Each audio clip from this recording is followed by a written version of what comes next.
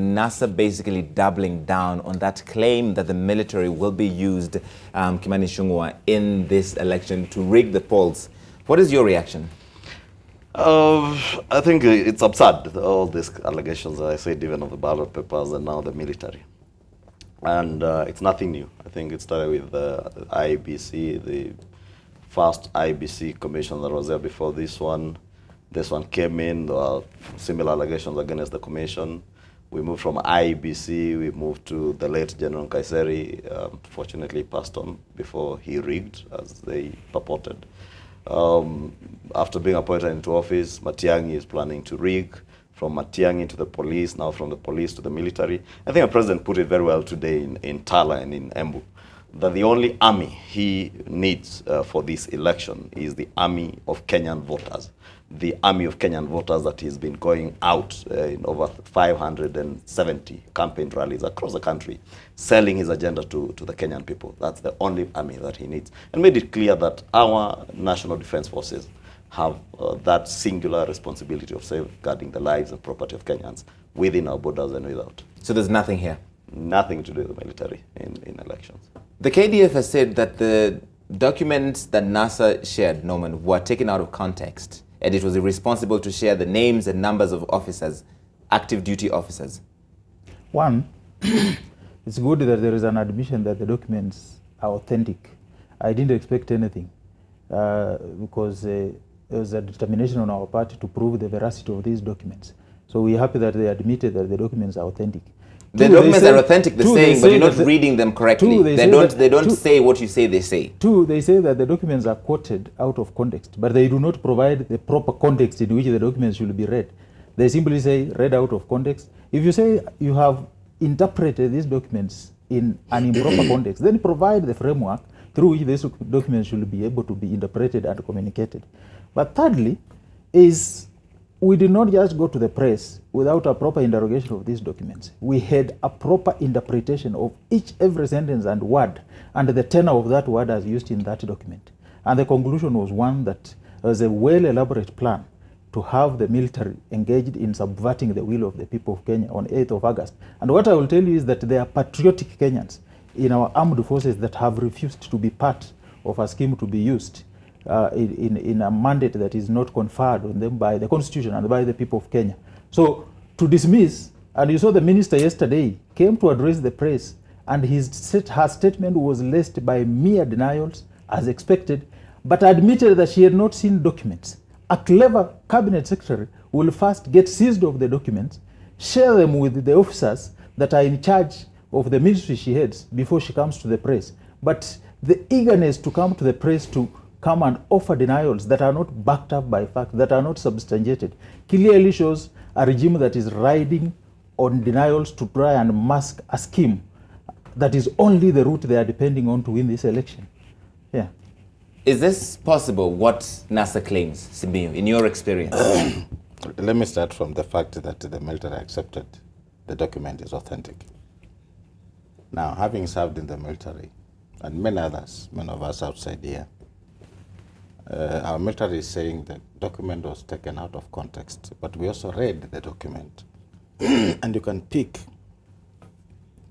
some words that are not necessarily part of what they call interagency programming to take care of the security of this country. For example, if somebody says pick officers who are regime friendly, give us their numbers and telephone numbers. And after the assignment, make sure that they are given favorable deployments.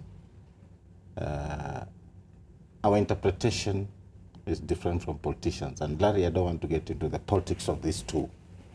I speak from what I understand about code words, what I understand about abbreviations. And I fail to understand how this document could be part of the interagency programming of the military supporting our police forces to ensure that we are safe and secure. So let's start from the fact that they have accepted is a genuine document, but we are reading it from a different context. I sit here as a person who has served in the military for 19 years. When you read these documents of Dumisha Utulivu, that's what they're called. I have this so you can put this up so everybody can see. Yes. You don't think the government's explanation holds? Is that what you're saying? I've read the document. Yes. The headline can be very nice. Yes. But when you go through all these things, talking about give us this number of majors and captains, Yes. pick this officer at the rank of this. We have this new security officers being trained in Mariakani, others in Gadharani. I don't know why they call it Gadharani. Right. Maybe somewhere Kasarani. And then ensure that whoever you pick are regime friendly.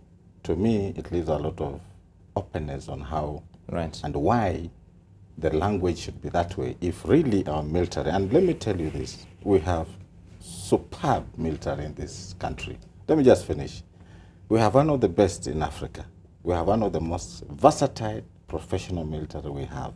But we also know sometimes our politics being put in the context in which we operate, our military can find itself, part of it, being taken through what we are seeing. And I'm not saying this is what's happening, but when you read this document from a person who understands military deployments, you'll not pick anything outside this, apart from this not being part of the interagency programming of how the military wants to support. Let's talk about this document, for instance. Yes. Contingency Plan for General Elections 2017. Is this standard operating procedure? Yes.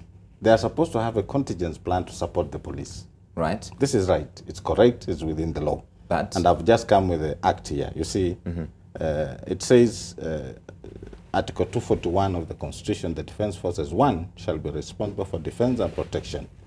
2, shall assist and cooperate with other authorities in situations of emergency or disaster and report to the National Assembly whenever deployed. 3, may be deployed to restore peace in any part of Kenya affected by unrest or instability. Yes. But then 2 of that same 241, in performing their functions, the defense forces and every member of the national security organ shall not act in a partisan manner, shall not further any interest of a political party or cause, or shall not prejudice a political interest or political cause that is legitimate under this constitution. Now, this is the whole thing, and many people have not read this document, the Kenya Defense Forces Act. It also says under Article 4, if the National Assembly is not in session during the first 7 days after the deployment of the defense forces, as contemplated in subsection 3, the Defense Council shall, through the President, provide the information required in that subsection 3 to the Speaker of the National Assembly. So therefore, the law is very clear on how our military can be deployed. They have every right to be deployed, but like they say, the law is on us. So you must follow the law and do it right. And I'm not saying, when you look at this document, Larry, the language that all of us know does not necessarily put it within the context of interagency operations that we expect them to do, because the law allows them to participate in securing this country. What he's saying, do you agree with it? Do you see where it's problematic according to his experience in the military? Let me say, Larry, first, I wouldn't want to comment on the content of the letters because, first of all, I've not even seen the letters myself. I really don't care much what ODM and their friends say of all the allegations they put forth. But I agree with Werunga that to an extent the law does allow the military to be used to back up the police. And actually, even further in Section 33 of the Kenya Defense Forces Act, it actually says deployment in support of National Police Service. And it says, 1, that the defense forces may be deployed in a joint operation and in support of the National Police Service and other authorities in situations of emergency or disaster. Subsection 3 further says that whenever the defense forces are deployed pursuant to subsection 1, the Inspector General of the National Police Service shall be responsible for the control and overall superintendence of the operation. And actually, just go back to 32. Unfortunately, I 32.2, it also says, whenever the defense forces are deployed to restore peace in any part of Kenya, pursuant to subsection 1, the Chief of Defense Forces shall be responsible for the administration, control, and overall superintendency of the operation. So who makes this decision?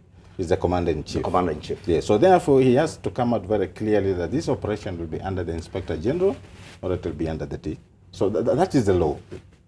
And actually, the law does allow. And actually, even besides the act, the Constitution itself, and I'm happy because our colleagues have been quoting the Constitution. But reading the Constitution selectively, I think is Article 241. That says the Kenya Defense Forces are responsible for the defense and protection of the sovereignty and territorial integrity of the Republic. B, shall assist and cooperate with other authorities in the situations of emergency or disaster and report to the National Assembly whenever deployed in such circumstances. And C, which is what has been quoted, may be deployed to restore peace in any part of Kenya affected by unrest or instability only with the approval of the National Assembly. And I think this subsection C is what has been variously quoted. But right. B, nobody has been quoting B. Therefore, really, for me, the allegations of getting the military involved into electioneering matters is what Osonga is saying. We should never engage our military with our political affairs. And our military, and even the police service, should be as apolitical as possible. And I think we have a very professional military in this country, actually among the best military services we have in the world, not just in Africa. And therefore, we shouldn't really be getting our military involved in our politics. Let us leave security agencies to do their work as they ought to do. Let us not get them involved in it. I also don't want to say you're quoting me out of context. I was trying to justify the role of the military in security in this country. But when you look at this document, my argument was... Which I've admitted I've not even seen. Yes, when you look at this document, the language does not conform to what... All right, as you look at those documents, Honorable Ichung'wa, I just want to play a soundbite real quick of what the Defense Cabinet Secretary Rachel Omamo and the Interior Cabinet Secretary Fred Matiang'i said when responding to those claims by NASA. Watch. That these allegations that have been made by NASA are reckless. They are divisive. They are dangerous. They are intended to create fear and despondency within the citizenry of this country and within the Kenya Defense Forces. The chain of command and management of the security sector is very organized. We are seeing very interesting things where our security system is being subjected to gossip and rumor mongering, which is not acceptable. Reckless, divisive, and also rumor mongering, Norman Magaya. That's how the cabinet secretaries are characterizing what NASA is saying. You know, Larry, I want to stick to the script. Because where you have evidence, in law we say if you have facts, argue with the facts. If you have the law, I will stick to the facts. And the cabinet secretary is speaking as though she is just landed from another planet to planet Earth. First, if you go to the substance of this document, the document talks of get 12 officers, give them telephone numbers of Sunray's regret list. Why will you intend to deploy a military and you are giving them phone numbers of dead officers? Why? That's question number one. Two, you are doing contingent planning for the election. If you are doing contingent planning for the election, the National Police Service... But he says in his experience in the military, that is standard. They have a contingency plan for the election. Let me just finish. I want to demonstrate to you what is standard and what is mischievous. That is my aim. Right. Two, if you are doing contingent planning for purposes of an oncoming election and you are doing scenario mapping, the National Police Service has done a mapping of what will be hotspots, and they have been conspicuously talking about it in all their briefings. IEBC has done the same. The NCIC Kaparo has done the same. If you are doing a contingent planning based on existing intelligence, you will expect that these letters will speak to it. But if you look at the nature of deployment demonstrated in these letters, they are talking of a commander in charge of Kiambu, in charge of Kirinyaga, in charge of Nyeri, in charge of Nyandarua. Why these select counties in Central? If you look at anything, the hotspots they have told us was in Ngishu, Mombasa, Kisumu.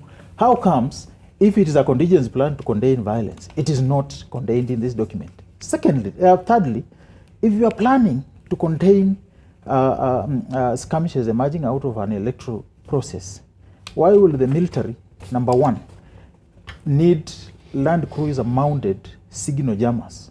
Because if you want to escalate a conflict, a civil strife, is to lock people out of communication. So why will the military be engaged in jamming of network and communication systems in the country? All these things just point to one mischief, that we are trying to use our military to achieve a political objective that is not contemplated in law. So far as our military has an objective, has a mandate in law to provide backup security to the National Police Service in terms of emergency, that is not what is demonstrated in these letters. And so that's why we say that we are convinced beyond doubt. And that's why I said that they are very patriotic army officers serving who are not ready to be part of this scheme. They have been part of these meetings and they have told us this is what the mission is intended. I don't want to be part of it. I think, well, first of all, something Magaya said earlier, that the military is saying the letters are being quoted out of context. And I was asking they should have provided that context. My question to ODM and NASA would be, why then didn't you approach the military to provide you with the context under which these letters were written? Because so far as you have not even addressed the military themselves as to the content. I've just had a glimpse of that one letter, and there's a lot of coded language that I myself as a layman, I wouldn't understand. Wesonga maybe could understand the coded language there. I do not understand.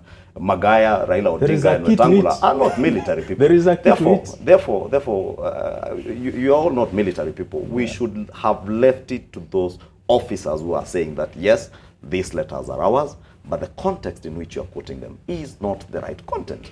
Then ask the military to provide you with that content. Do not go out to politicize these letters and now make the country believe that we are using, or somebody intends to use the military for political objectives.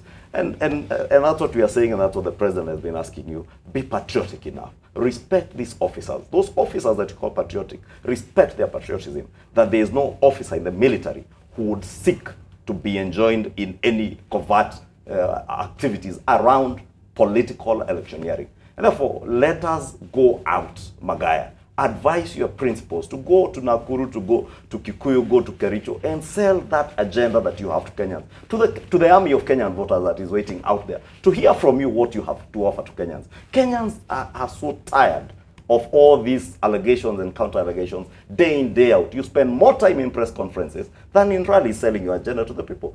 Go out. These guys have had less than 150 rallies. Today, we're on our 587 rally today. We've hit 587 rallies. You guys, you've probably had over 100 press conferences, making allegations. This one is planning to rig here, this one is planning to rig here. I'm sure, Magaya, if Jesus Christ was come back on the 8th, you would also claim Jesus Christ is coming back to rig. Kimani, I will not take your bait. I will stick to the script. I won't take your bait. These letters, even if braced in Sunday best, they don't give you any other connotation. Get to the military to give you the context. And I'm telling you, every story has a source, okay? And our source is so authentic, is so senior in rank, that we will not doubt the interpretation provided to us in this document. All right. And to try and talk about political rallies. So for your information, we have been on the campaign trail since 2014. You've gotten a document from your source, you've gotten his interpretation, your source being probably a biased source. When we get these documents, we run them through different entities. Before we go to the press, we ran them through different entities, and we got same conclusions from all the entities. These political entities, not military entities. No. These are security consultants and experts who have been serving in the military before. And I can tell you for a fact, the reason why, if the military wanted this story to end, they will have provided that context that they will have wished the country the military, Magaya, the military will not probably engage you in the politics. The CS will have provided the context. The CS, by the way, Marian is good. I'm not here to speak for the CS, but I had the question that was asked by the journalist. Yes. It's an OP. And what she said is that she had also not seen these letters that ODM were alleging. And therefore, she said, as far as I am concerned for herself, she had not seen the letters that ODM were talking about. And therefore, a journalist was prodding her to respond to the letters that ODM had provided. And she said, I have not seen them myself.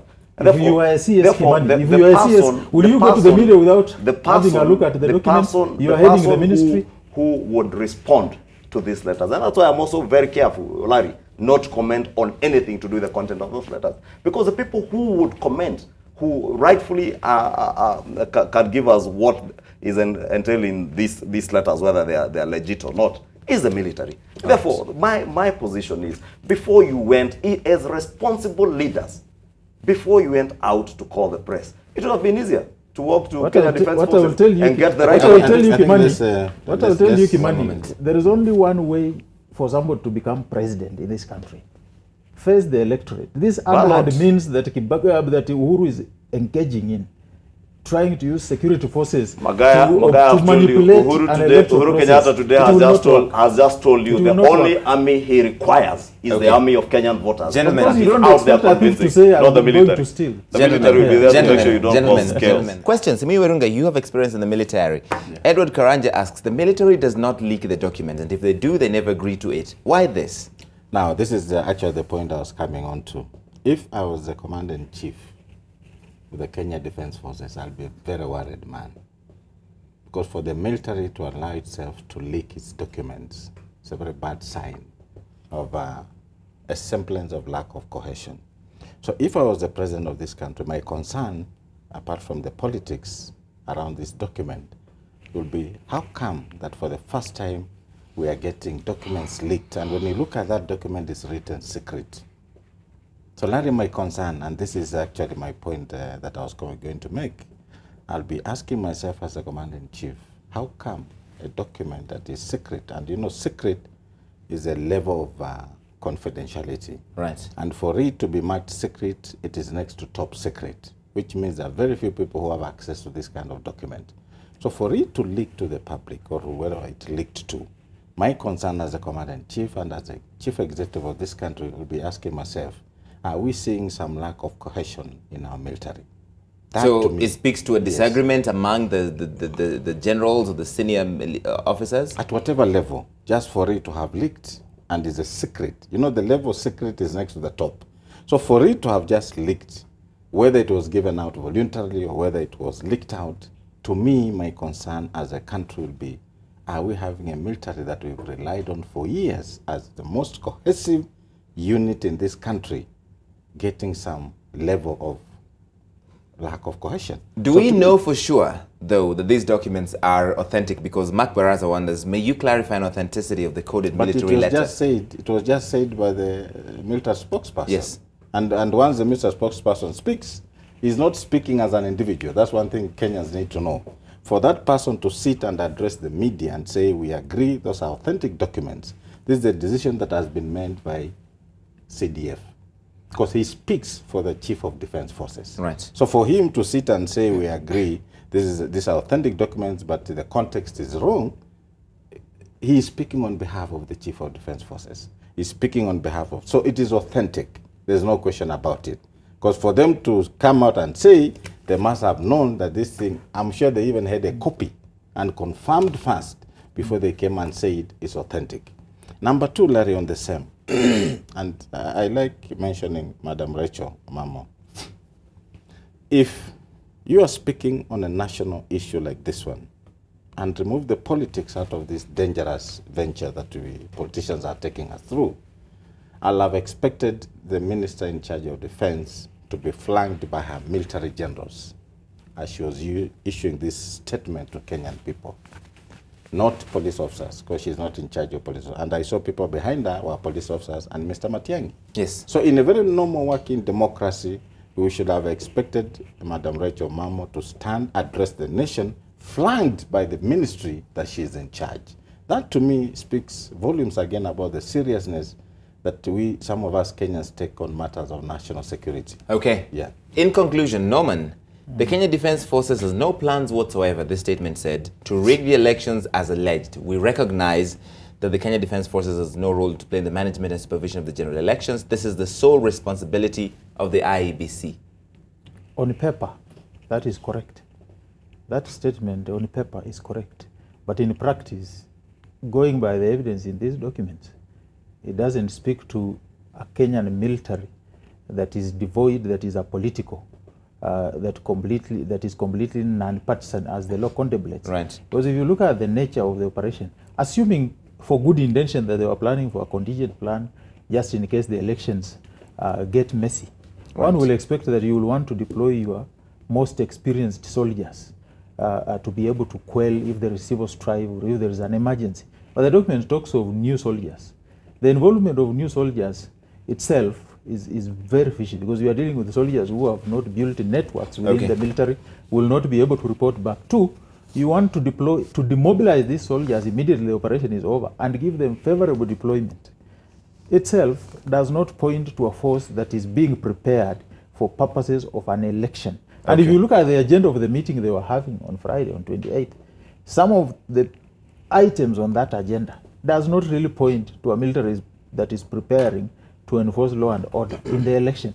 And so on paper we'll take it that yes, the militaries are political, but in actual practice what they are doing, we can say ex cathedra, that the president intends to use the military to subvert the will of the people of Kenya. All right, you get the final word. Larry, on paper and in practice, our military is very professional and apolitical. And therefore, I'll tell you, Magaya and his brigade will be at pains to try and paint the army, the police, and everybody else in this country as being political and helping what they have called rigging by Jubilee. But I'll tell you, the end game is to prepare the country and most of their supporters for the inevitable loss that we face on the 8th of August. It's only 8 days to go. Absolutely, these are people who have no agenda, that have had time to sell to the Kenyan people. And therefore, they are basically just preparing the psyche of their supporters, that if we lose, we are not losing because we had no agenda to sell to Kenyans. We had no time to tell Kenyans anything that would change their lives. We'll only have lost because somebody helped Jubilee to rig. But I'll tell you, there will be no rigging. We are ready to face you on the 8th. And mark my words, by midday, you guys should be packing your bags. It's you packing from State House. Pack your bags. By midday. The Tunde Express. We'll leave it there. That you can't survive, Kimani. Gentlemen, thank you so much for coming in tonight. Simiyu, it's fascinating sitting across from politicians, I'm right? sure I'm flabbergasted. Simiyu Werunga, Norman Magaya. The first MP elected in the next parliament, Kimani Ichung'wa. I think it's not too late to say congratulations. Thank you, thank you. And the alternative deputy president. Larry, that should be a sign of things to come. A sign of things to come. If you had a tyranny of numbers in the 11th parliament, they can wait for the 12th parliament. It has started. And the tyranny of votes has started already. So I guess we before can the elections. MP 001. All right.